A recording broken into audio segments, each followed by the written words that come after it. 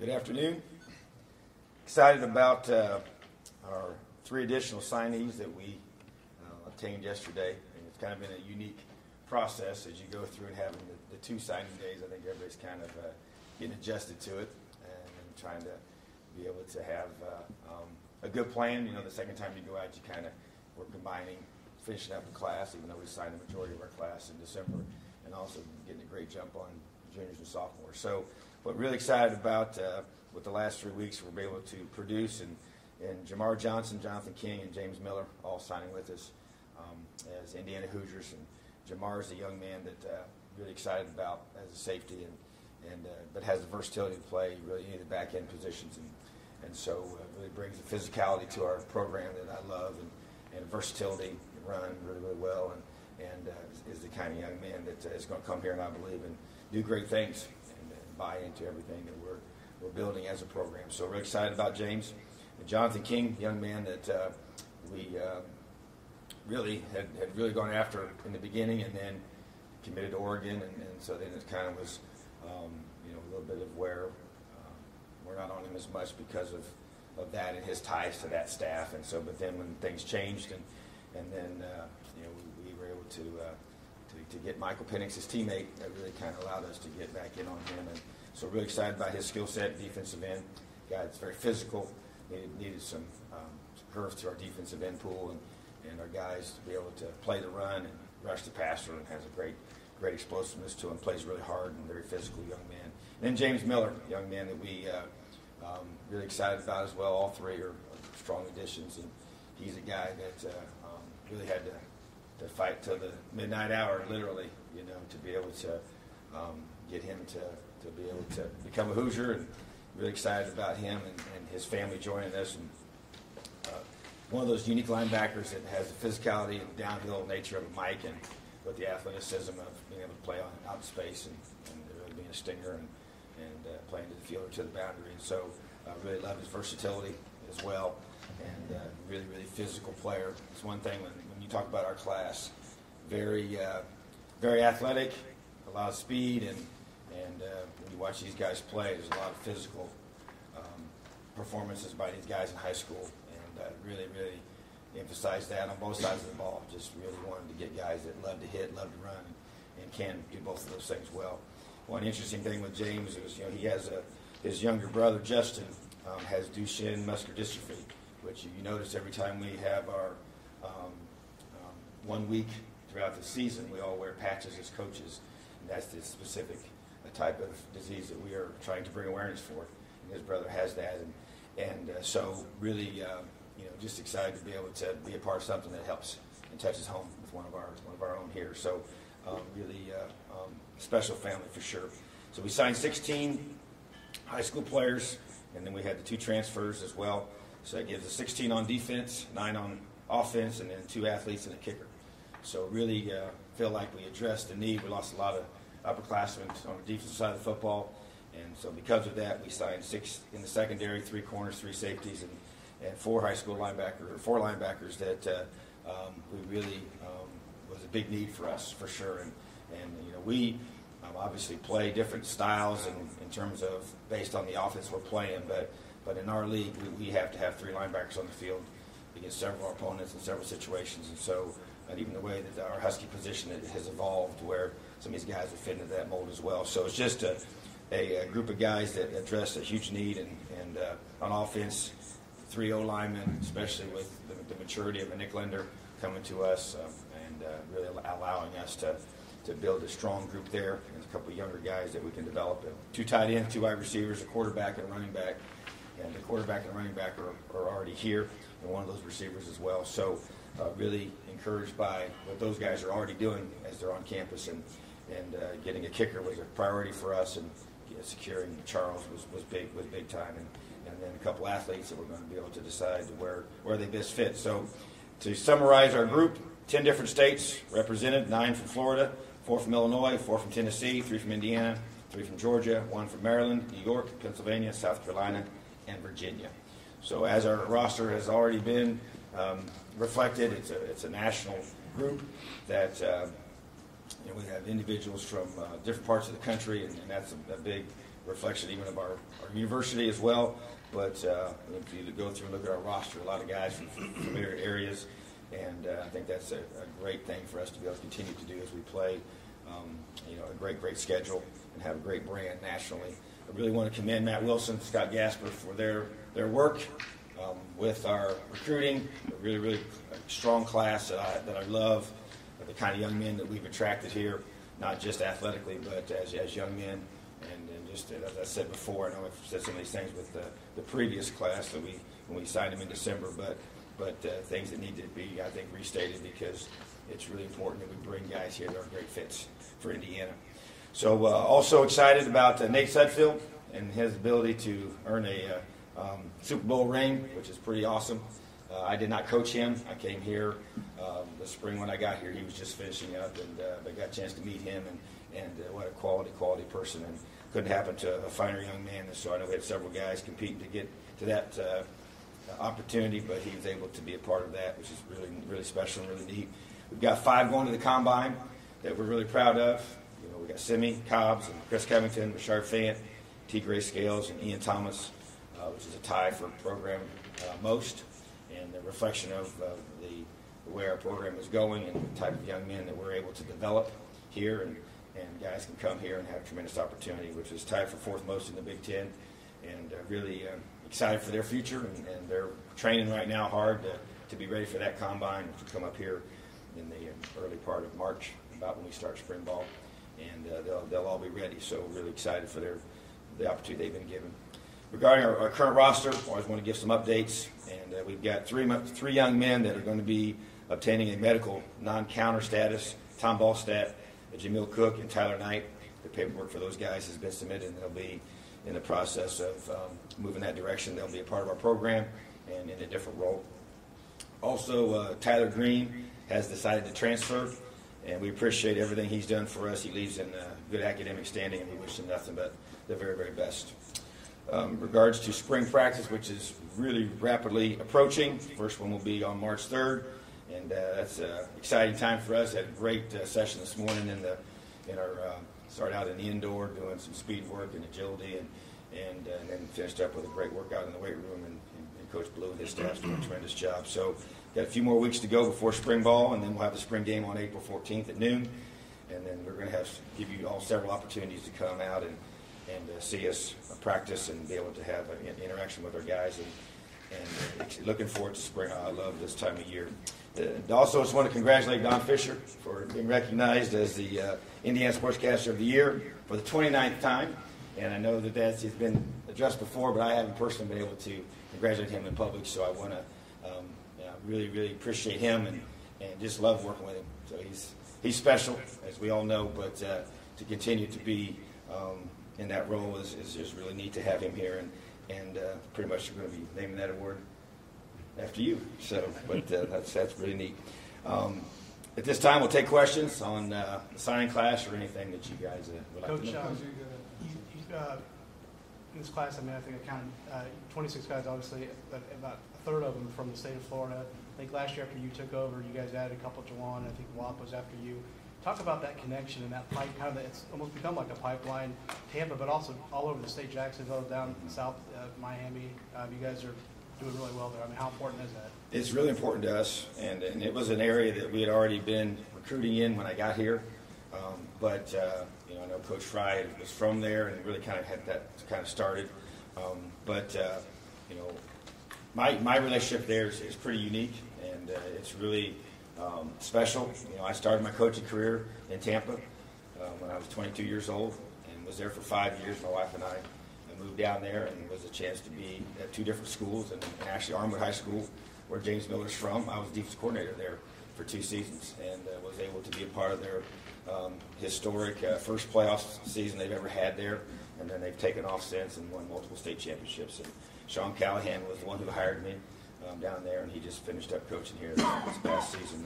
And so really unique to have that type of connection. I know a lot of people still down there. Then we moved back down there when I was defense coordinator in South Florida before I came to Indiana. So lived there 2 different times, and it just caused us to really kind of get even more rooted there.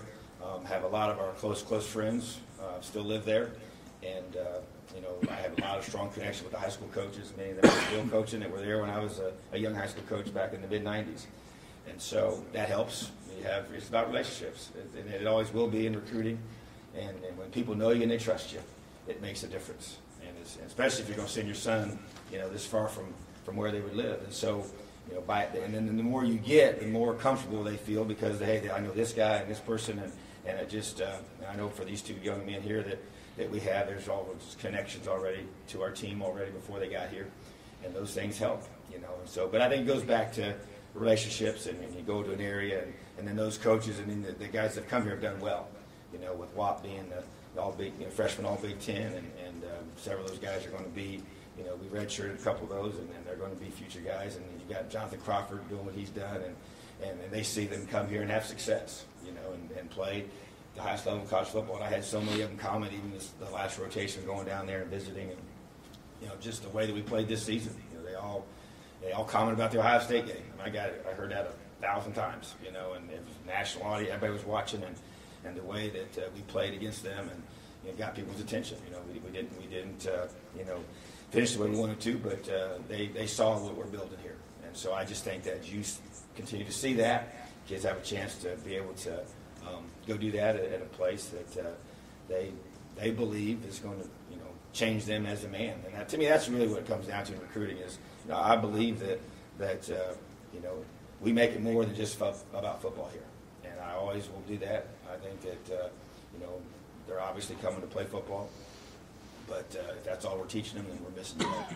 And so I'm not bashful about talking about helping them become the kind of man I believe they were created to be, and the future husbands and fathers that they want to be, and that their families want them to be. And that matters to me. And I want them to know that that's going to be an important part of what we're going to teach them, and that's part of their development here.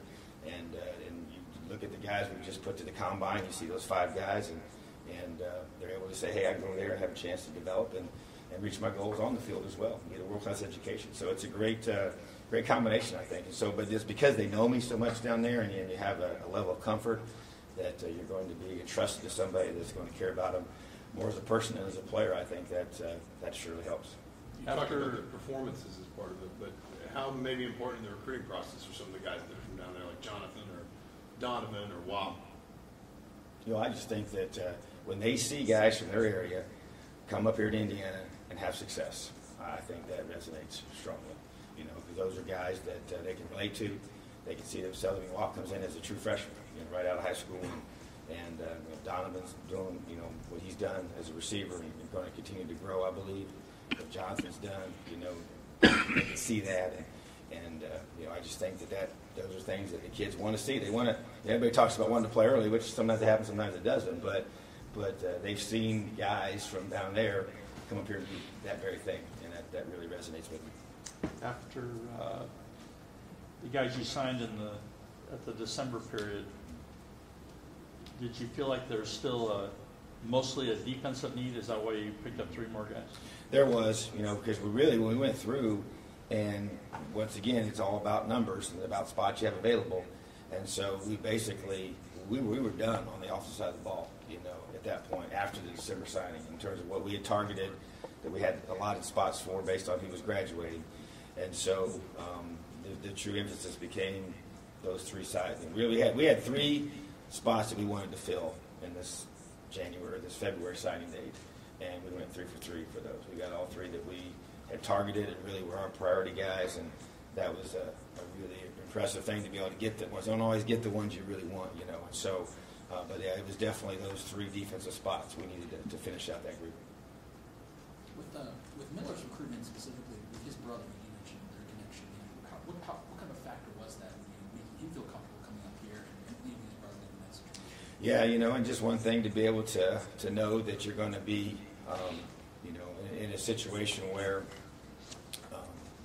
they're going to take care of you, and look out for you. And that's what when I talk to parents, like, man, you're going to take care of my son. And I'm like, I want to help teach him the things that we want to be an extension of you. And so that helps the parent feel, hey, this is the environment I want them to be in, and then to be able to show that, hey, we got a spot here for, several, handicap positions, to be able to have him see the game, and then even the ones we've added here that we're working on right now, to be able to position him to where he can see, So we showed him all that when they were here, and because he's an important part of his life for sure.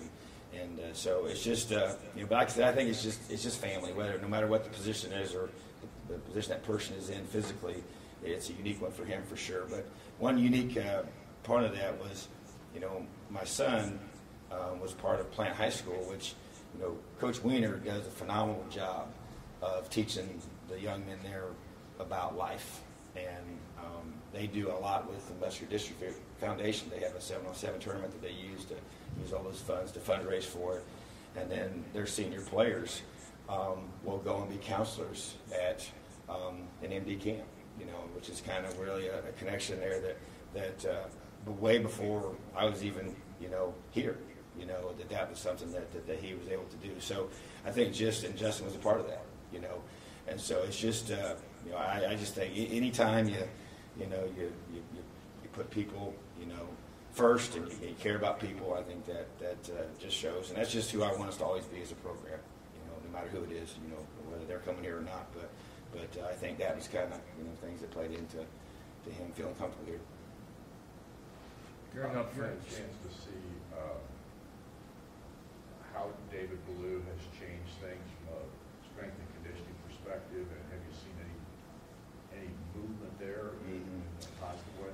For sure. I was, you're gone a lot this time of the year, and so you come back, and so I was able to see, I'd been gone for 2 weeks and had not seen a morning or workout, so I came to a morning workout a week ago, and it was noticeable, and the way our guys looked, it was a 3-week time period from when they started until then, and just the things that we're doing to enhance, movements and hip flexibility and change of direction and speed and things that I really, was very, very pleased with, and we had a great session this morning, and just, to me, they're just such a, we have to be great at developing our players.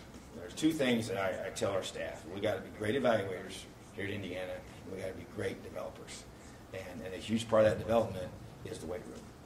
And I just really feel like that we're addressing some things that are a huge need for us, and Dave's just got tremendous knowledge and the way he presents it. And you just talk to our players. I mean, they're the ones that would tell you it's been a noticeable difference, and so the buy-in is extremely high because they see already tangible things that have changed, and so, but it's a process for sure, and it's just, some ways it's just good old-fashioned hard work, and you got to put your time in, and it's just consistently doing it over and over and over again. But I believe we're seeing, some good changes that we needed, and our kids are really, really bought in, which that's a huge part. They got to believe in you.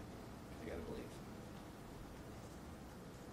Heading into spring practice, there's several positions that are wide open. What's your philosophy going in there? Is it, do you have an idea who might start, or is it a free-for-all? Well, what you want to do is you want them to all know that we want to see them compete. So I want to see as many reps of as many guys as possible, and we want to develop them fundamentally. We want to make sure that we're doing a great job of getting enough on film, with whether it's the true team periods or segmented periods or drill work in their individual periods. And so you'd like to get as many guys, and we talked this morning during our staff meeting, we call it organizational chart this time of year to try and say, hey, it's not really about who the starters are, because especially on the defensive side of the football, there's going to be a lot of new faces.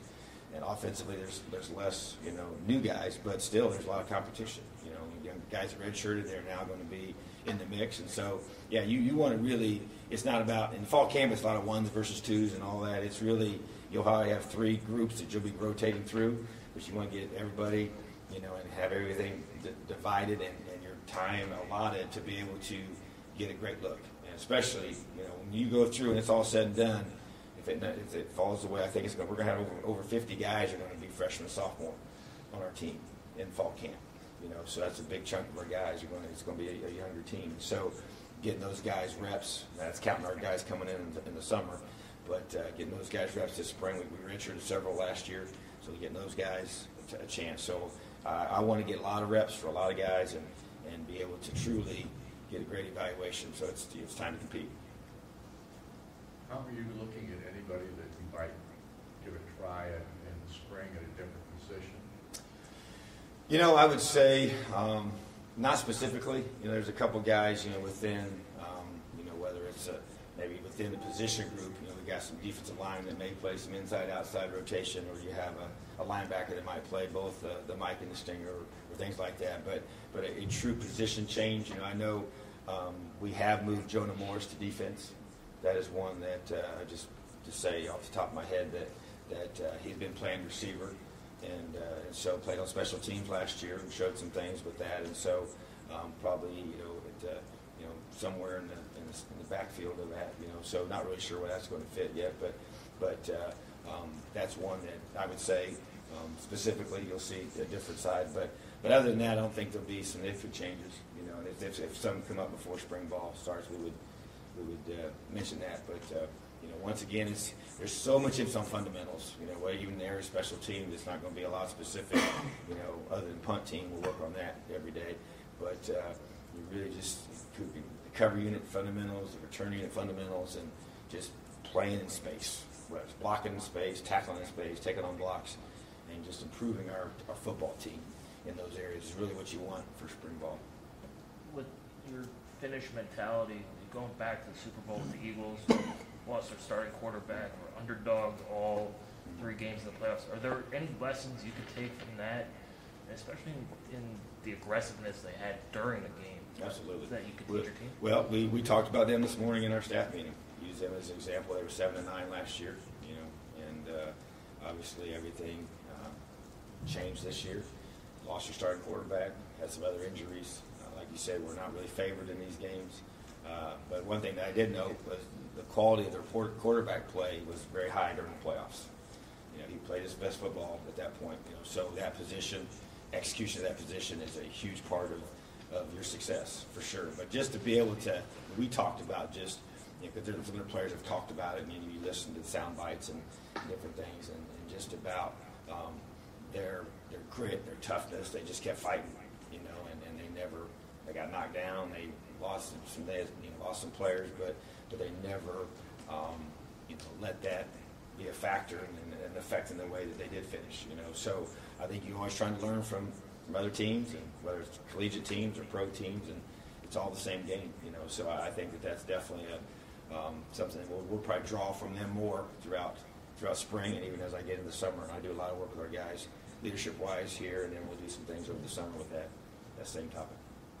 Getting back to the Florida connection, obviously I know head coaches are somewhat limited in how much you can go out, how many times you can make visits. How important are your guys? I know Coach Inge is recruited Orlando, and Coach Hurd has got ties down there, and Coach Joseph over in Jacksonville.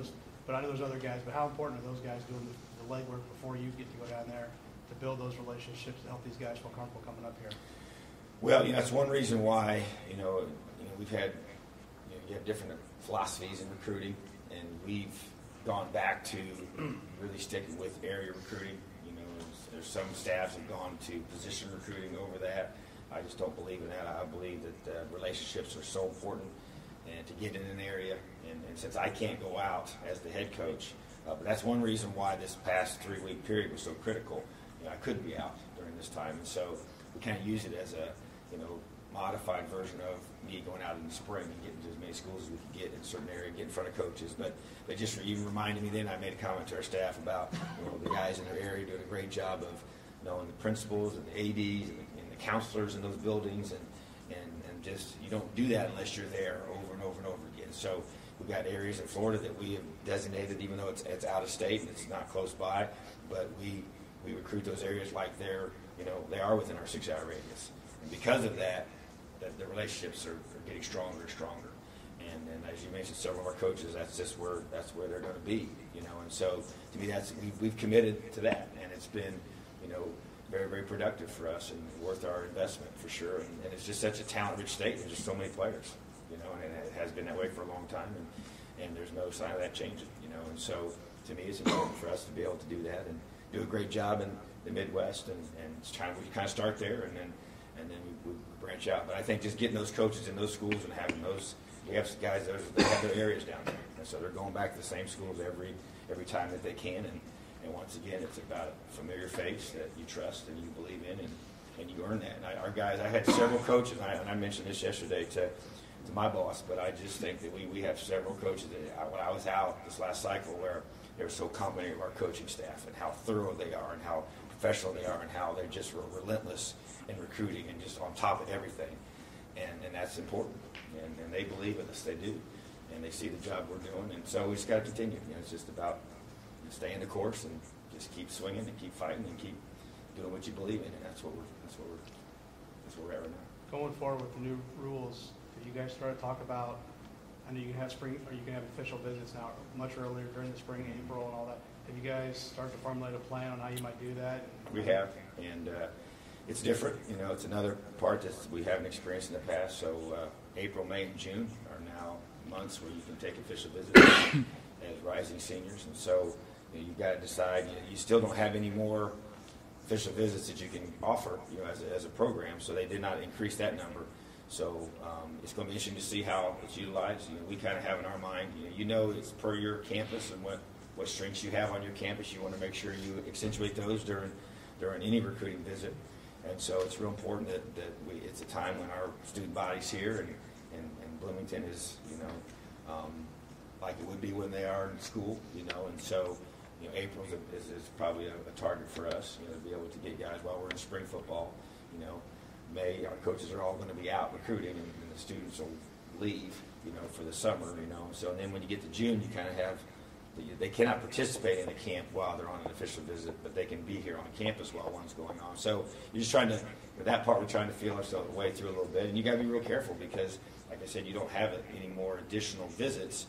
And so you have to be very judicious in how you use those, And so that's just part of the conversation we're having. So we've got some strong thoughts for sure. And we've talked to a lot of other coaches and let them kind of give us their feedback on what they're planning to do. And, the difference is you take an official visit in April, May, or June, and then you still don't sign until December or February. That's a long time in between the two. So I think you have to be careful, and make sure you use them in the right situation. Speaking of Jamar Johnson's versatility, and is safety, I guess, where you want him to begin at, or is it just kind of one of those situations where, depending on need at the other positions and things like that, or maybe what skill set Taylor's too big, you'll kind of evaluate that? Yeah, I would say, once we get through spring football, and we'll know a lot more at the end of that than we do right now, and then when he gets, so by the time he gets here, and there's no question he'll be in the secondary. It just depends on where, and I see him as a safety, as we recruited him, but he has the skill set and the versatility to play a corner, as well. But I would say he'd start at the safety position, unless something happens, with our depth there at corner. But he's just a guy you want on your team, returns punts and kicks and played slot receiver and just made plays, So, but I see him coming into safety. Yeah, speaking of the February and December signing periods, now that you've gone through the whole season with a new early signing period and yesterday's signing day not as important as in years past, how does that change your recruiting process and signing process going forward? It really does because, I think everybody saw that the December signing became the signing day. I think that'll probably stay pretty true to that in the future. So because of that, you now know, hey, that's the one to focus on. And then, it was kind of, I feel like the January period was very productive for us, but I think you learned some things along the way. Maybe make it more even productive in the future with your guys. But you find you're still taking, because here's the approach. When you're going through and looking to sign a guy, so if you focus on your current seniors, that's a whole different ballgame. You're meeting with them and you're doing home visits and you're really targeting that one young man for a big chunk of your day. Well, if you're going and doing junior recruiting and sophomore recruiting, you can't talk to them. So you're really just trying to get to as many schools as you can. So it's really two different types of, you kind of mesh both of those in January. And so in December you did not. It was solely really for the purpose of building the class. So you really got to have a good organized plan. That way you're maximizing when you're in an area, how can I take advantage of it? Because sometimes you'll send 4 or 5 guys to a top guy to spend time with him, but then utilize them throughout that day. So those are kind of things you learn and you grow through. But I think that, it's definitely changed the way we do things for sure. It makes, from this end of the season to December 20th is a crazy, time. But then once you get them signed, then it really takes pressure off of that. Now you can just focus on, the next class and wrapping up a few spots. So I think in general it was a lot of positives that the guys would say, but definitely a modified version, and we had to have a good game plan, and I'm sure we'll be better at it again next year.